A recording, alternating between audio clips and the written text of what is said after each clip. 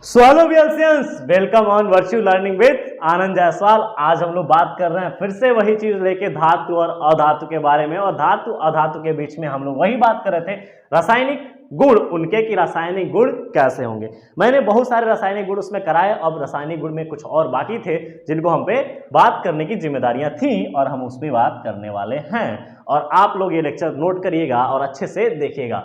अगर बात करें कि यहाँ पर कि क्लास 11th और 12th का सर क्या होगा, तो क्लास 11th एंड 12th का लेक्चर शेड्यूल हो गया है और वो class 11th and 12th virtual learning वाले प्लेटफॉर्म पे चल रहा है। अगर आपके कोई भैया हैं, दीदी हैं, तो आप उनको बता सकते हो कि सर ने वहाँ पे क्लास आपका स्टार्ट कर दिया है। आप वहाँ पर जाके देखिए, पढ़िए आराम से, एक एक चीज़ सब कुछ रिजॉल्व होता जाएगा, करते रहिए और बेहतरीन मार्क्स ले आइए। बात समझ में आ रही है? क्योंकि आपकी पढ़ाई अच्छी चल रही है, ये हमें पता है। तो हम लोग बात कर रहे थे बाबू कि धातु अधातु की क्रिया। तो हम लोग धातु और अधातु के रासायनिक गुण को देखते हुए हमने बोला था कि धातु के अगर अम्ल से क्रिया करा दी जाए, मतलब कि डाइल्यूट एसिड से क्रिया करा दी जाए, तो क्या होगा। मैंने देखा था कि इसमें बहुत सारी चीजें, इसमें कुछ मिल रही थी, कुछ टूट रही थी, कुछ बन रही थी, कुछ और हो रहा था। अगर आप यहाँ पे नए विजिटर हैं तो आप पूरा जो प्लेलिस्ट है उसके एक एक वीडियो को आप देखकर समझ सकते हैं, अपने नोट्स बना सकते हैं।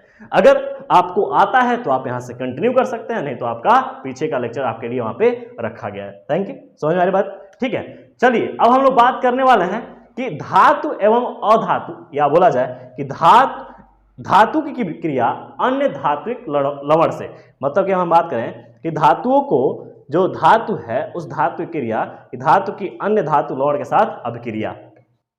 तो मैं हेडिंग लगा रहा हूं कि धातु की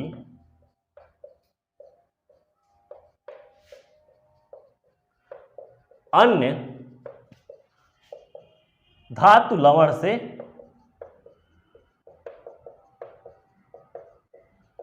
क्रिया, धातु की अन्य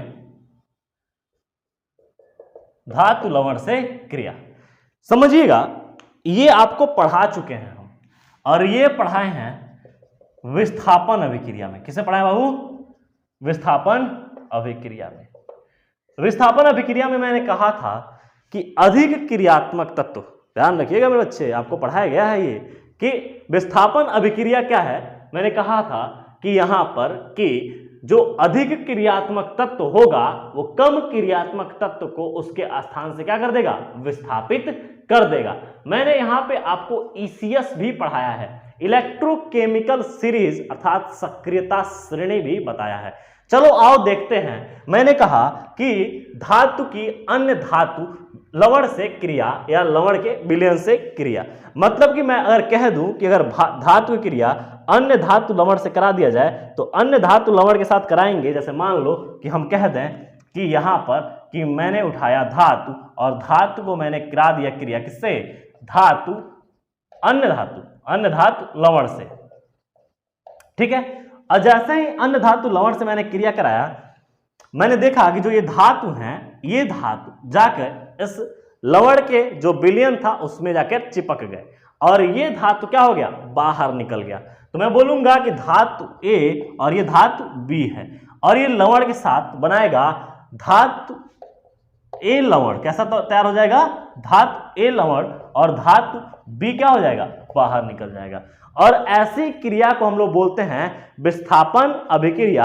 और विस्थापन अभिक्रिया में मैं बात करूं कि विस्थापन अभिक्रिया क्या होंगी, तो विस्थापन अभिक्रिया के लिए आपको समझना होगा कि क्लास 10th का रासायनिक अभिक्रिया एवं समीकरण, उसमें मैंने कहा था कि अगर A है और B प्लस C साथ में रह रहे हैं, मतलब कि A प्लस अगर क्रिया करा दी जाए BC से, तो यहां से A क्या करेगा कि B अगर कम सक्रिय है, अर्थात कि वो सक्रियता श्रेणी में नीचे आता है, तो उसको लात मार के हटा देगा और बनाएगा AC और साथ में भी बाहर निकल गया। कोई दिक्कत है यहाँ पे?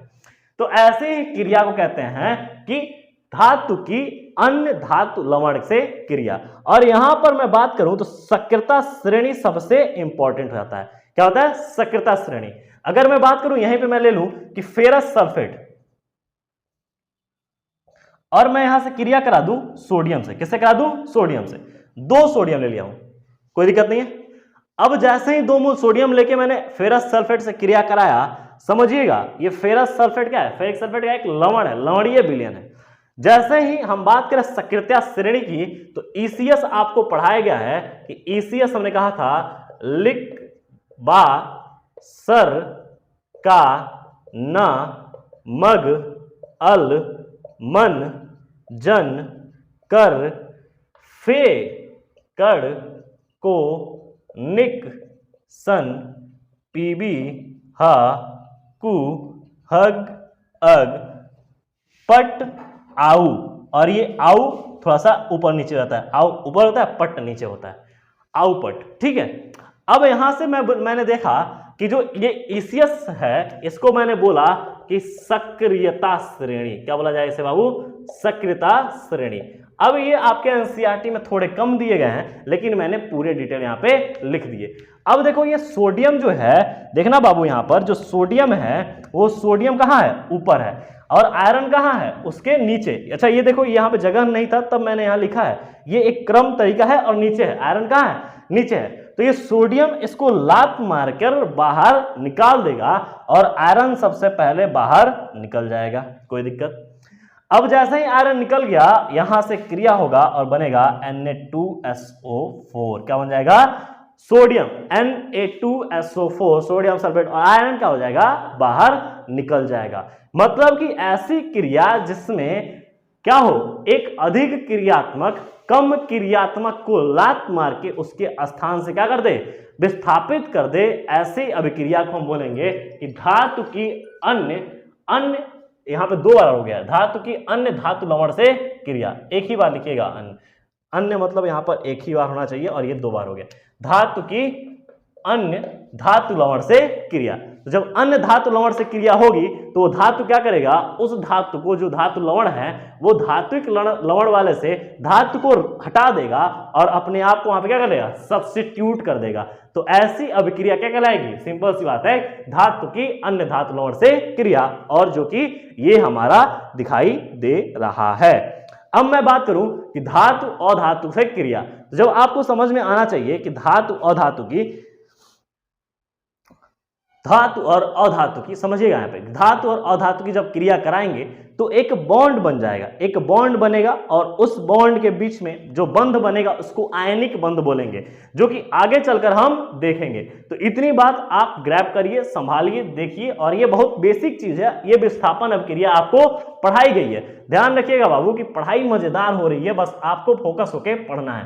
कारण है कि ये जो भी चीजें दी गई हैं ये एक बार और रिपीट हो रही हैं, और ध्यान रखिएगा कि अभी आपके जो भी केमिस्ट्री जो चल रही है ये एक बार रिपीट यहाँ पे हो रहा है और भी आगे धीरे धीरे रिपीट होते दिखेगा रासायनिक समीकरण में। मैं वहां पे भी बोलूंगा कि देखो ये मैं पढ़ा चुका हूं, बात समझ में आ रही है। तो इससे क्या करना है कि आपको रिलेटेबल आपको रखना है कि ये चीज यहां से मिल रही है वहां पर और वो लिंक कर रही है वहां पर, इससे क्या होगा कि आपका कॉन्सेप्ट क्लियर रहेगा। तो मैंने यहाँ पे भले हेडिंग अलग लिखा है लेकिन मैंने बोला है कि ये विस्थापन अभिक्रिया है, और विस्थापन अभिक्रिया जब मैंने बोल दिया तो आपको समझ में आ जाना चाहिए, दिमाग में हिट करना चाहिए कि अधिक जो सक्रिय होगा, या बोला जाए कि जो अधिक क्रियात्मक होगा वो कम क्रियात्मक को उस स्थान से क्या कर देगा, हटा देगा। यही तो विस्थापन अभिक्रिया है, ये चीज आपको कराई जा चुकी है। तो ये आपको समझ में आ गया, और मैंने फिर से ईसीएस एक बार सक्रियता श्रेणी लिख दिया। मैंने सक्रियता श्रेणी ऊपर से यहां तक देखा जाए, ऊपर वाले जो होंगे वो अधिक सक्रिय होंगे, नीचे वाले क्या होंगे, कम सक्रिय होंगे, बीच वाले क्या होंगे, मॉडरेट होंगे। मॉडरेट मतलब कि वो क्रिया करेंगे और नहीं भी, जबकि जो ऊपर वाले होंगे वो तुरंत क्रिया करेंगे, जैसे सोडियम है, लिथियम है, पोटेशियम है, ये इतना सक्रिय होते हैं कि आपको पढ़ाया गया है कि जब भी ऑक्सीजन से क्रिया करते हैं तो जलने लगते हैं, तुरंत जल जाते हैं, ऑक्सीजन के संपर्क में आते ही बर्न कर जाते हैं। बस आ रही है, इसीलिए मैंने कहा था कि इनको क्या करेंगे, केरोसिन के तेल में डुबोकर रखेंगे। तो इतनी सब बातें आप ध्यान रखिएगा, और हम लोग मुलाकात करेंगे नेक्स्ट लेक्चर में, और नेक्स्ट लेक्चर में हम पढ़ेंगे धातु अधातु की क्रिया। So thank you viewers.